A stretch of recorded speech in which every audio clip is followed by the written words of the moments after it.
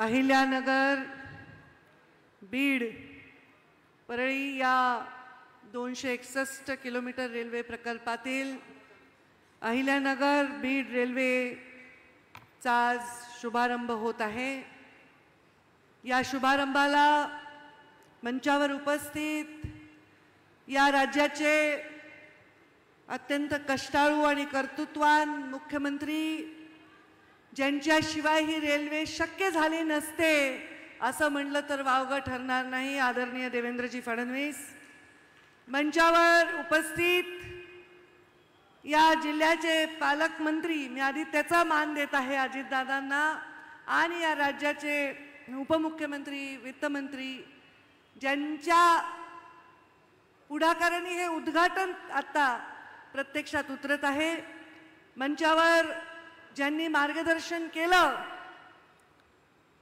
ज्यांच्यासाठी मी परत तिकडे गेले आणि त्यांना मार्गदर्शन करायची संधी मिळाली, ते खासदार बजरंग बाप्पा सोनवणे। बजरंग बाप्पा, तुमचे ते बॅनर बघून मला आठवण झाली आमच्या दबंग खासदाराची, कारण तुम्ही लिहिले दबंग खासदार, तर दबंग खासदार ज्यांना पहिल्यांदा उपाधी दिली त्या खासदार प्रीतमताई मुंडेंशिवाय हा कार्यक्रम पूर्ण होऊ शकत नाही। आमच्या मोठ्या भगिनी खासदार रजनीताई पाटील, ज्यांना पहिल्यांदा खासदारकीची भाजपची उमेदवारी दिली होती तेव्हा मी 17 वर्षाची होते, मी त्यांचा प्रचार करत होते आणि बीड जिल्ह्यात रेल्वे आणू अशा प्रकारचे भाषणे आम्ही तेव्हा केलेले, ते आज प्रत्यक्षात उतरत आहेत। मंचावर उपस्थित माझा बंधू, जिल्ह्याचे पालकमंत्री राहिलेले आमदार धनंजय मुंडे,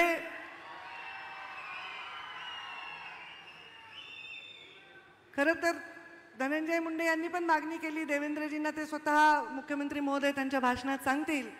मंचावर उपस्थित आमदार नमिताताई मुंदडा, मंचावर उपस्थित आमदार विजयसिंह पंडित, आमदार विक्रम काळे, माजी आमदार भीमरावजी दोंडे, केशवरावजी आंधळे, संजय दौंड, समोर बसलेले योगेशजी क्षीरसागर आणि सर्वच मान्यवर, मी सर्वांचं नाव घेऊन आमच्या समीर काजी अध्यक्ष वक्फ बोर्डाचे, आमचे जिल्ह्याचे अध्यक्ष शंकर देशमुख आणि राम कुलकर्णी, आमचे जिल्हाधिकारी, CEO आणि सेंट्रल रेल्वेचे धरमवीरजी मीना, सर्व मंचावर उपस्थित सर्व रेल्वेचे आलेले अधिकारी आणि समोर उपस्थित माझ्या बीड जिल्ह्यातील या पावसामध्ये, पूर्ण बीड जिल्ह्यामध्ये सगळीकडे अतिवृष्टी झाली असताना देखील प्रधानमंत्री नरेंद्र मोदी यांच्या कार्यक्रमासाठी सशक्त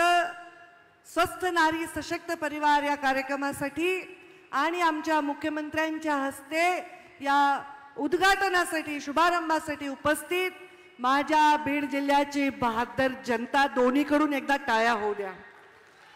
जे जे या रेल्वेत बसणार आहे त्यांना या रेल्वेसाठी कोणाचं योगदान किती हे पूर्णपणे माहीत आहे। मी श्रेयाच्या विषयामध्ये जाणार नाही, कारण मी या जिल्ह्याची पालकमंत्री म्हणून 5 वर्ष काम केलं असलं तरी अखेरच्या श्वासापर्यंत या जिल्ह्याचे पालक म्हणूनच या जिल्ह्याची भूमिका बजावणार आहे। त्यामुळे या जिल्ह्यामध्ये अगदी स्वतः केशर काकू क्षीरसागरांपासून ते आता बजरंग बाप्पा सोनवणेंपर्यंत सगळ्यांनी योगदान दिले असं म्हणण्याचा मोठेपणा मुंडे साहेबांच्या संस्कारात असल्यामुळे मी सर्वांचे मनापासून आभार मानतो। मी आदरणीय CM साहेबांना म्हणलं, एक वेळ माझं नाव नाही घेतलं तरी चालेल, पण आमच्या प्रीतमताईचं नाव आवर्जून याच्यामध्ये घ्या। 10 वर्ष ही रेल्वे प्रत्यक्षात उतरली, म्हणजे बाप्पा तुम्ही तर खूप भाग्यवान आहात। नांगरलं कोणी, पेरणी कोणी केली आणि कापणीच्या वेळी आमचे बाप्पा आले, पण आम्हाला आनंद आहे की तुम्ही रेल्वेला आणखी विकासाकडे नेण्यासाठी प्रयत्न करतात, त्याच्यासाठी सुद्धा आम्ही तुमच्या पाठीशी खंबीरपणे उभं राहिल्याशिवाय राहणार नाही। मला आठवतं जेव्हा मी रजनीताईंच्या प्रचाराचा उल्लेख केला, आम्ही प्रचार करत असताना 16-17 वर्षाची मी जायचे, छोटे छोटे 10-20 लोकांच्या समोर भाषण करायचे, तेव्हा मला वाटायचं रेल्वे काय आहे, कारण आमच्या परळीमध्ये रेल्वे होती। रेल्वे बीड जिल्ह्याच्या आर्थिक उन्नतीसाठी किती आवश्यक आहे हे मला गोपीनाथराव मुंडे साहेबांनी समजावून सांगितलं. आणि जेव्हा ते खासदार झाले, मुंडे साहेब 2009 मध्ये खासदार झाले, तोपर्यंत 2009 पर्यंत अख्ख्या जेवढे वर्ष झाले फक्त 64 कोटी कुठे लँड ॲक्विजिशनसाठी, कुठे अधिकाऱ्यांच्या कुठल्या सर्वेसाठी वगैरे आले होते. पण मुंडे साहेब जेव्हा खासदार झाले तेव्हा पहिल्यांदा मुंडे साहेबांनी मोठा निधी या रेल्वेसाठी आणला. आणि केवळ मुंडे साहेबांच्या काळामध्ये म्हणजे 2010 ते 14 मध्ये जवळपास 450 कोटी रुपयाचा निधी रेल्वेसाठी विरोधी पक्षातले खासदार असून देखील आणि मुंडे साहेबांनी त्यावेळी त्यांचे मित्र असणारे आणि राज्याचे नेता असणारे जेव्हा मुख्यमंत्री विलासरावजी देशमुख होते तेव्हा त्यांना सांगितलं की आपण दोघेही मराठवाड्यातले आहोत आणि मराठवाड्याच्या विकासासाठी, बीड जिल्ह्याचा मागासलेला जिल्ह्याच्या विकासासाठी आपण जर निर्णय केला की राज्य शासनाने पैसे दिले अर्धे आणि केंद्र शासनाने तर हा रेल्वे मार्ग पूर्ण होईल. आणि तेव्हा त्यांनी त्याला तत्वता मान्यता दिली. पण खरं त्याला स्वरूप कोणी दिलं तर ते आत्ताचे आमचे विद्यमान मुख्यमंत्री आणि तेव्हाचे मुख्यमंत्री देवेंद्रजी फडणवीस यांनी टाळ्या हात वर करून, ज्याला बीड जिल्ह्याचा स्वाभिमान आहे, ज्याला बीड जिल्ह्याच्या रेल्वेची कदर आहे, त्यांनी हात वर करून टाळ्या वाजवून आदरणीय देवेंद्रजी यांचे आभार मानले पाहिजे. 2014 मध्ये मुंडे साहेब मंत्री बनून केवळ 6 दिवस जगले, या जिल्ह्यामध्ये जीवित रूपात येऊ शकले नाही. आज त्यांची आठवण मला काय तुम्हाला प्रत्येकाला येते. सगळ्यांना, जे बाप्पांना टाळ्या मारतायत त्यांनाही येते, जे मला टाळ्या मारतायत त्यांनाही येते.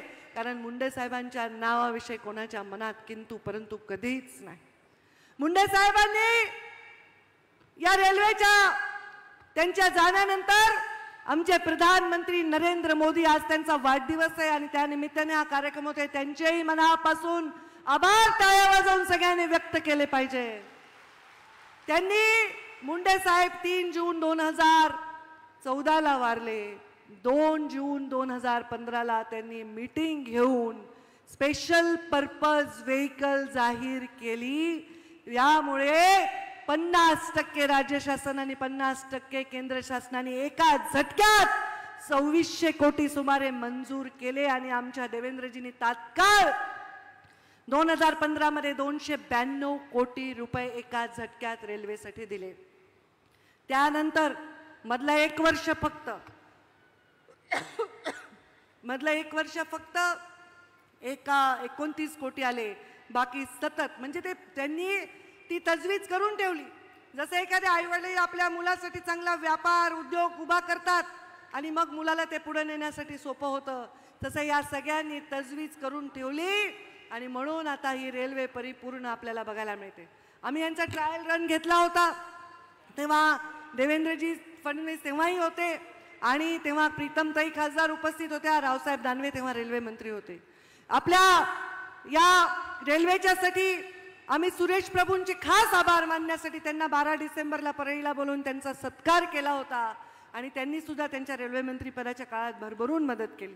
पियुष गोयलांनी मदत केली, दानवे साहेबांनी मदत केली आणि मोदीजींच्या संकल्पनेतून एक अक्षरशः म्हणजे 2 जूनला 3 जूनला मुंडे साहेबांची पुण्यतिथी होती आणि 2 जूनला हे मंजूर झालं. याबद्दल देवेंद्रजींचे कोटी कोटी आभार मानते. आज दादा पालकमंत्री आहेत आणि दादांच्या कामाचा सगळ्यांना सपाटा माहिती आहे, त्यांची पद्धतही माहिती आहे. दादांनी तर आज सकाळी 6 वाजताच उद्घाटन केलं म्हणे. हो दादा, तुम्ही बीड जिल्ह्यामध्ये दर आठवड्याला या सगळ्यांना सकाळी लवकर उठायची सवय लागून जाईल. 6 वाजताच हॉस्पिटलचं उद्घाटन केलं. पण दादा थोडं मी पण तुमच्यासारखं केलं. 7 वाजताच मी आज पूरग्रस्तांसाठीचा दौरा केला. म्हणजे या कामाने जर कोणी पुढे गेलं तर या जिल्ह्याच्या विकासाला आपण कुठेही गालबोट लागणार नाही. मी या जिल्ह्याच्या पालकमंत्री होते, ग्रामीण विकास मंत्री होते, तेव्हा या जिल्ह्यात दादा एकही पंचायत समिती नव्हती, जिल्हा परिषदला इमारत नव्हती. सगळ्या पंचायत समिती आणि जिल्हा परिषद ग्रामीण विकास मंत्री झाल्यावर झाल्यात. बघा, स्वातंत्र्य मिळवून एवढ्या वर्षानंतर आमच्याकडे साधे पंचायत समितीची इमारत स्वतःची नव्हती, त्या केल्या. मुख्यमंत्री ग्राम सडक योजना देवेंद्रजी फडणवीस यांच्या संकल्पनेतून आम्ही मुख्यमंत्री ग्राम सडक योजनेला जन्म दिला आणि एकट्या बीड जिल्ह्यामध्ये 1900 किलोमीटर रस्ते हे आम्ही 5 वर्षामध्ये ग्रामीण रस्ते पूर्ण केले, जे प्लॅनवर नव्हते ते सुद्धा रस्ते पूर्ण केले. आणि दादा, तुम्हाला आवडेल की थर्ड पार्टी ऑडिट केलंय, कुठलंही बोगस एकही रुपयाचं बिल त्या काळात आम्ही उचलू दिलं नाही. सगळ्या कामाचं थर्ड पार्टी ऑडिट हे केलेलं आहे. त्यामुळे आमचा बीड जिल्हा हा डोंगर दऱ्यातला बीड जिल्हा आहे, डोंगर कपारीतला आहे, ऊसतोड कामगारांचा आहे, कष्टकऱ्यांचा आहे, पण स्वाभिमानी माणसांचा देखील हा बीड जिल्हा आहे. आणि खूप कष्टात राहिलो, पण कधीही बीड जिल्ह्याच्या लोकांनी आपला स्वाभिमान कधीही गहाण टाकला नाही. आज बीड जिल्ह्याच्या विकासामध्ये देशात आमचं सरकार, मोदीजींचं सरकार, राज्यात आमचं महायुतीचं सरकार, स्वतः देवेंद्रजी फडणवीस मुख्यमंत्री, हा सुवर्ण योग आहे. त्यामुळे जे जे बीड जिल्ह्याच्या विकासासाठी आवश्यक आहे ते करायचं आहे. त्याच्यात पुन्हा दुधात साखर म्हणजे स्वतः दादा हे आपले पालकमंत्री आहेत. नुसते दादा पालकमंत्री आहेत त्याचं काही महत्त्व नाही, दादा वित्तमंत्री आहेत. त्यामुळे सर्वांनी, दादा थोडं तुम्ही आम्हाला बारामतीपेक्षा जास्त म्हणणार नाही, पण तेवढं तरी आम्हाला आर्थिकदृष्ट्या आपण शक्ती द्या. म्हणजे हा बीड जिल्हा कसं आहे, प्रगत जिल्ह्यामध्ये राजकारण करणं सोपं आहे. जे ऑलरेडी माणसं शिकलेले आहेत, पुढे गेलेले आहेत, व्यवहार आहे, पैसा आहे, आज मुंबई आहे, पुणे आहे, या ठिकाणचं राजकारण वेगळं आहे. पण हे डोंगर कपाऱ्यातले लोक आधीच पैशानी, त्यांच्याकडे आर्थिक परिस्थिती नाही, त्यांच्याकडे रोजगार नाही, अशा ठिकाणी काम करून उभा करणं जिल्हा सोपं नव्हतं. पण रेल्वे आली, आम्हाला नितीनजी गडकरी यांनी 10,000 कोटीचे राष्ट्रीय मार्ग दिले. त्यामुळे या बीड जिल्ह्यामध्ये आता लोक उद्या इन्व्हेस्टमेंटच्या दृष्टीने सुद्धा बघू शकतात, कारण आता कोणी आपल्याला अडवू शकणार नाही. पाण्याचाही प्रश्न बऱ्याच अंशी देवेंद्रजी फडणवीस यांनी मार्गी लावण्याचा निश्चय केलेला आहे आणि तो नक्कीच मार्गी लावल्याशिवाय राहणार नाही. मी आपल्या सर्वांना आज रेल्वेमध्ये बसून, आपण एकदा तरी जा, रेल्वेमध्ये बसून जा. आता कोणी कोणी जा, नवीन लग्न झाले, नवरा बायको जाऊन रेल्वेपर्यंत जाऊन नगरला जा, काहीतरी खाऊन पिऊन बायकोला फिरवून आणा. कोणी आपल्या आईवडिलांना घेऊन जा नगरपर्यंत. आणि ह्या रेल्वेला अभिमानाने बघा, स्वाभिमानाने बघा, श्रेयवादाने याला बघायची गरज नाही. आता अमोल गलदरचं नाव घेतलं, आता ह्या सगळ्या पोरापोराच तो नाही आहे, पण ह्या मुलांनी सुद्धा हे आंदोलन उभं केलेलं आहे. अनेक लोकांची नावं घेता येतील, मी वेळेअभावी घेऊ शकणार नाही. अनेक पत्रकार त्याच्यामध्ये आहेत, अनेक सामान्य नागरिक आहेत. पण हे भाग्य आहे की मोदीजी प्रधानमंत्री झाले आणि मोदीजींनी राज्याचा प्रचार बीडमधून सुरू करून इथे शब्द दिला, ते रेकॉर्डवर वाक्य आहेत की गोपीनाथ मुंडे का ये सपना मैं पूरा करूंगा, बीड जिल्हे को मैं रेल्वे जरूर दूंगा. आणि त्यामुळे आज त्यांच्या वाढदिवसाच्या निमित्त ह्याचं लोकार्पण होतंय, शुभारंभ होतंय, याबद्दल परत एकदा आनंद व्यक्त करते. आणि दोन्ही नेते म्हणजे आमचे मुख्यमंत्री आणि उपमुख्यमंत्री यांना सांगते की तुम्ही कृपादृष्टी बीडवर वित्तीय बाबतीत ठेवा. इथे एकही या भागामध्ये काम चुकीचं होऊ दिलं जाणार नाही याची खात्री आम्ही सर्व देऊ. आणि आमच्या बीड जिल्ह्याचं सुजलाम सुफलाम होऊन नाव हे चांगल्या परीने राज्यात घेतलं जाईल असं काम करू. धन्यवाद. जय हिंद, जय महाराष्ट्र. खूप खूप धन्यवाद मॅडम आपल्या मार्गदर्शनाबद्दल. आता मी माननीय उपमुख्यमंत्री